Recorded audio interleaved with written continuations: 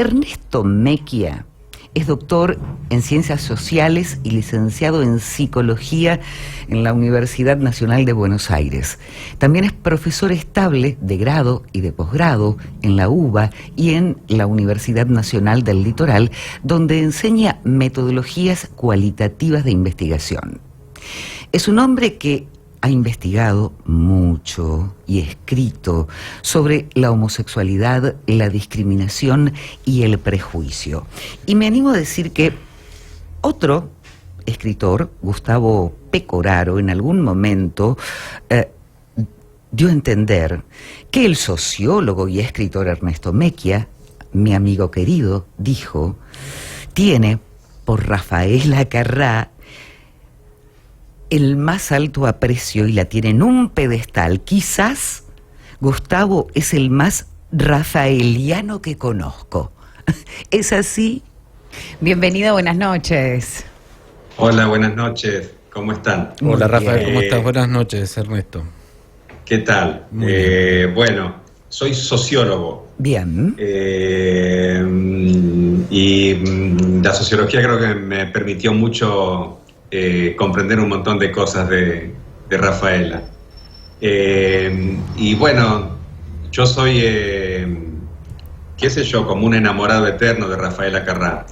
Y digo eterno porque desde el primer día que la vi, supongo, cuando era realmente muy chico, cuando ella empezó a venir acá, la primera vez que vino fue en el año 78, que de una manera sorprendente logró llenar 6 noches el Luna Park. Y yo vivía en un pueblo, en el interior de la provincia de Buenos Aires, y lo que significaba ver una persona como Rafaela modernizando lo que era el show en aquellos momentos, pero sobre todo verla con ese despliegue corporal, la verdad que fue epifánico, les podría decir. Qué maravilla. Sí, vos sabés que es un recuerdo, Ernesto, que comparto. Yo era muy pequeño, tenía 5 años en ese entonces. En ese mismo viaje, en ese mismo año, fue la única vez que estuvo en la ciudad de Santa Fe, en el Estadio de Unión. Sí. Y fue un recuerdo imborrable. Estaba en la fila 4, me acuerdo, disfrutando del show con tan solo 5 años. Me quedó grabado lo que dijiste. En realidad era peticita, pero en el escenario... Enorme. Era enorme. Sí. Se agigantaba su imagen. Sí, Rafael era muy chiquitita, pero la magia que irradiaba cuando se movía la agrandaba de una manera impresionante, ¿no? Sí.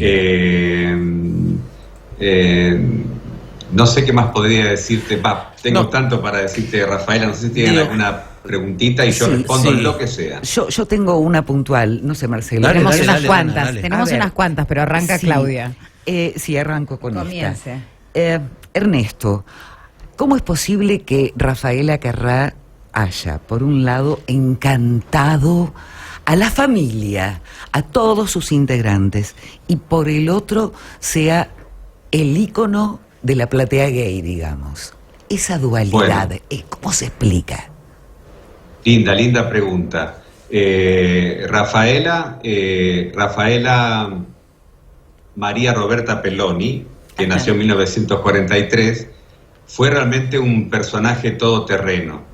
No solamente en lo artístico, sino en la capacidad de cautivar a las audiencias. Lo señalaste muy bien. Rafaela le gustaba a las familias, le gustaba a los señores, porque era una señora muy bonita. Me acuerdo que le gustaba a mi madre porque le encantaba la silueta que tenía. A los chicos, Rafaela les encantaba porque tenía unas canciones que eran maravillosas y que después de grandes seguimos bailando. Y respecto de por qué Rafaela le gustó a los gays, es un preguntón. Yo quisiera escribir algo sobre esto, tendría que recuperar un poco la concentración.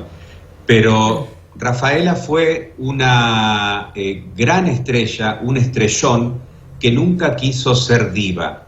¿Por qué? Porque siempre,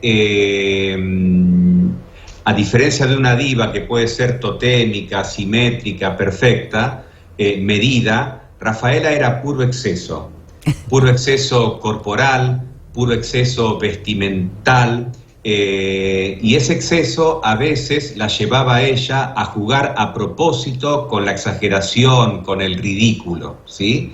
Y yo creo que a los gays muchas veces, por nuestros excesos cuando éramos chicos, poniéndonos por ahí ropas que no correspondían o hablando de una forma que no correspondía, se nos intentó y se nos puso muchas veces en ridículo. Entonces, encontrar una mujer en la pantalla de la televisión blanco y negro que juega a propósito, que reivindique el ridículo, que reivindique el exceso, para nosotros era una especie, no sé, de espejo inesperado, ¿no? Donde como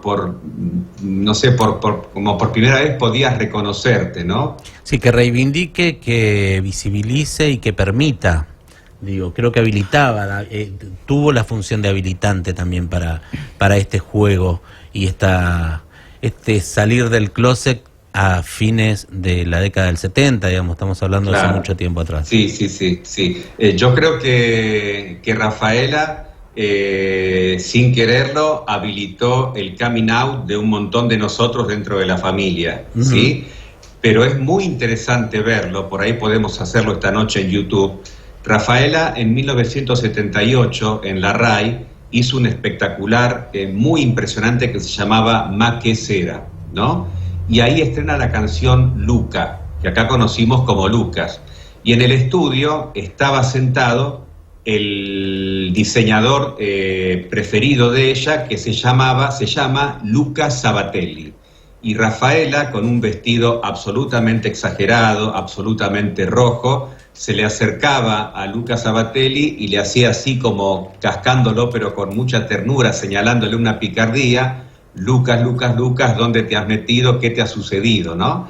Era realmente muy, muy impresionante. Y esa canción del año 78 claramente contaba la historia de una manera muy sencilla, sin ninguna filosofía de nada de fondo, de que ella estaba saliendo con un chico y que después finalmente no lo vio más, y era claramente porque se había ido con otro chico, ¿no? Y ella lo cantaba con una sonrisa, era una cosa increíble. Sí. Y después, en 1980, estrena la canción Pedro, ¿no? Pedro involucra a Santa Fe, ¿no? Sí. Yo en ese momento, en el año 80, tenía 12 años y pensaba, ¿por qué Rafaela habla de la provincia de Santa Fe? Yo por el colegio conocía solamente a la provincia de Santa Fe, pero la leyenda dice que en realidad Rafaela estaba hablando de la avenida Santa Fe, sí, que era el epicentro de los gays durante los últimos años de la dictadura y buena parte de los años 80 y los 90 en la ciudad de Buenos Aires. Y que esa canción, la protagonista, la enunciadora, es Rafaela, pero se dice que Rafaela, o la leyenda inventa que Rafaela era un muchacho gay que se encontraba con Pedro, que era un trabajador sexual, y que Pedro se ofrecía a hacerle de guía por la ciudad, ¿sí? Y bueno, imagínate que en ese momento yo pensaba en mi hermosa ciudad de Santa Fe, pero Rafaela hablaba de otra cosa. De manera que supongo yo que la gente que en aquel momento tenía 50 años decodificó enseguida, y los que teníamos 12 empezamos después a decodificar. Pero cuando vos la ves en perspectiva, digamos, lo atrevida, digamos, que era con las canciones. Hay otra canción donde habla de la masturbación femenina, sí, que aquí se prohibió, ¿no? Bueno, justamente... que le cambiaron la letra, como tantas otras canciones de Rafaela. Cuando vos ves los vestuarios y ven Esta noche más que seda, van a ver que hay un tributo a los Beatles, sí, donde los bailarines aparecen con un traje de elefante en el año 78, sí, y la trompa del elefante le nace a la altura de la pelvis y le llega hasta el piso. No se puede creer, no se puede creer. Además de que los bailarines también tenían toda ropa de cuero negra, cuero leather. Claro, los gays, ahí nace digamos, la cosa de Rafa, para la gente que en aquella época tenía cómo decodificarla, ¿no? Los que éramos más chicos veíamos otra cosa y con el tiempo, bueno, por supuesto que vimos todo, ¿no? A mí me parece Rafaela, tanto por su estilo, tanto por las letras que ha cantado, realmente una pionera, ¿no? Y habría que recordar que en el año 84 la prensa italiana estaba totalmente escandalizada porque cuando ella le hacen un contrato para la segunda temporada de Pronto Raffaella. Pronto Raffaella era un programa que se daba al mediodía. En la televisión italiana al mediodía no había nada. Llegó esta mujer y hizo un éxito impresionante. Claro, para la segunda temporada Raffaella se quiso hacer valer y le dan un contrato millonario, podríamos decir, ¿no? Y la verdad que era muy impresionante porque estaba toda la prensa escandalizada y sale Raffaella con su estilo que siempre fue muy sencillo y muy humilde, te podría decir, y dice: ¿por qué yo, que soy una mujer, no puedo ganar lo mismo que ganan mis colegas, tal vez teniendo menos rating, ¿no? Una adelantada en todos sentidos. Muy adelantada de ella. Sí. Ernesto, Victoria te saluda, buenas noches. Hola, Victoria. Voy a recoger un poquito el guante de todo esto que vamos hablando porque me parece lo más interesante y es maravilloso tenerte aquí del otro lado.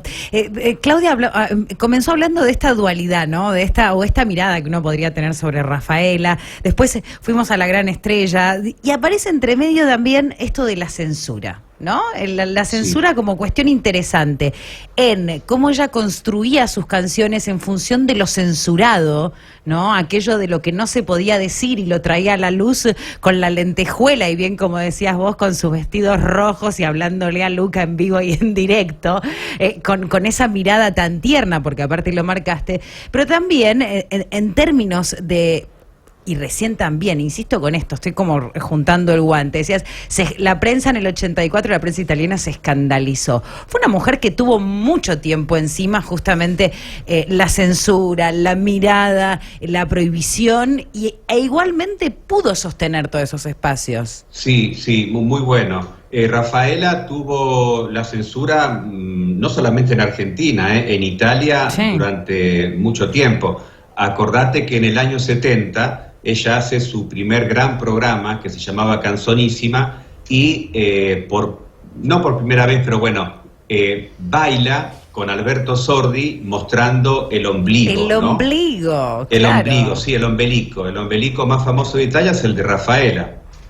Y antes habían existido soubrettes o vedettes que habían mostrado el ombelico, pero que Raffaella haya bailado mostrando el ombligo con uno de los máximos actores italianos, era meterse como con la italianidad, con la italianidad decente, digamos, ¿no? Y bueno, y el Vaticano estuvo ahí presionando a la RAI para que, bueno, esta mujer se calme un poco, ¿no? No pudieron con ella, de todos modos. Se calme un poco, Ernesto, esto es maravilloso. Claro, se quejaba del Vaticano. Porque era impresionable, Raffaella era un ciclón, sí, era un ciclón. Yo no puedo creer que no esté, que se haya muerto, porque en Italia hay un dicho que dice que todo envejece menos la Carrà, ¿no? Y la verdad que parece mentira. Me gustaría señalar que durante los años 70 y durante los años 80 Raffaella no gozaba del beneplácito de las clases intelectuales ilustradas, ¿no? Eso también es una forma de censura de la cultura popular que a mí me ha molestado y me molesta muchísimo. Con el tiempo, bueno, las cosas se fueron cambiando. Y respecto de las letras se las hacía quien fue su primer gran pareja, ¿no? Que se llamaba Gianni Boncompagni. Ella tuvo dos grandes parejas, Gianni Boncompagni y Sergio Iapino. Nunca se casó, y ustedes saben que cuando Raffaella era grande seguía manteniendo relaciones relaciones de trabajo con los dos, y parece que vivían enfrente, ¿sí? Raffaella y los dos ex. Una postal que la pinta ella para mí también como una mujer desprejuiciada, ¿no? La fantástica fiesta con amigos y sin ti, o sea, los ex terminan siendo amigos, es de lo más interesante. Una maravilla. Rompedora de moldes en todos los sentidos, sí, esta mujer. Era vanguardista, sin dudas. Sí. Te quiero corregir algo. ¿Por qué dijiste que nunca escribiste acerca de Raffaella? No, sí. Cuando cumplió 70 años... Hay un artículo maravilloso que ha narrado algunas partes respecto de la vida de Raffaella Carrà, que la verdad es emocionante leerlo. Bueno, ella dijo que tenía ganas de escribir sobre Rafaela. Volver a escribir. Así que desde ya te convocamos y esperamos poder tener tu pluma dentro de nuestra revista, en Revista Toda, aquí en Santa Fe, para poder publicar el texto sobre Rafaela. Será más que bienvenido. Sabés que me han invitado de Toda y tengo que agradecer, y es culpa mía que no esté en Toda. A veces, viste, los compromisos me desbordan, pero qué loco, ¿no? Porque uno va cambiando. Yo tengo 8 años más que en aquel momento y podría decir más cosas de Rafaela. Porque la vida pasa y te permite tener nuevas lecturas de lo que Seguro. la gente significó para vos, ¿no? Yo siempre digo en esa nota que vos mencionaste que de alguna manera cuando todo el mundo en ese pueblo te señalaba con el dedo y te ninguneaba, ¿sí? Entonces yo me iba a mi casa, me ninguneaba a mi familia también, a diferencia de lo que le pasaba a otros chicos, digamos. Un chico que era discriminado por cuestiones religiosas podía llegar a la familia y encontrar un refugio. Los que en la calle éramos discriminados por gay llegábamos a la casa y no encontrábamos ese refugio. Mi único refugio era la televisión. Entonces, si todo el mundo nos ninguneaba, si todo el mundo me ninguneaba, la imagen de Rafaela, la cara de Rafaela, su sonrisa que también irradiaba de sus ojos, fue como decir mi primera encarnación. La primera vez que me sentí humano, podría decir, ¿no? Y me di cuenta, pongo en ese texto, Sí. que es maravilloso vivir de prestado, ¿no? Con lo que te dan los otros y las otras.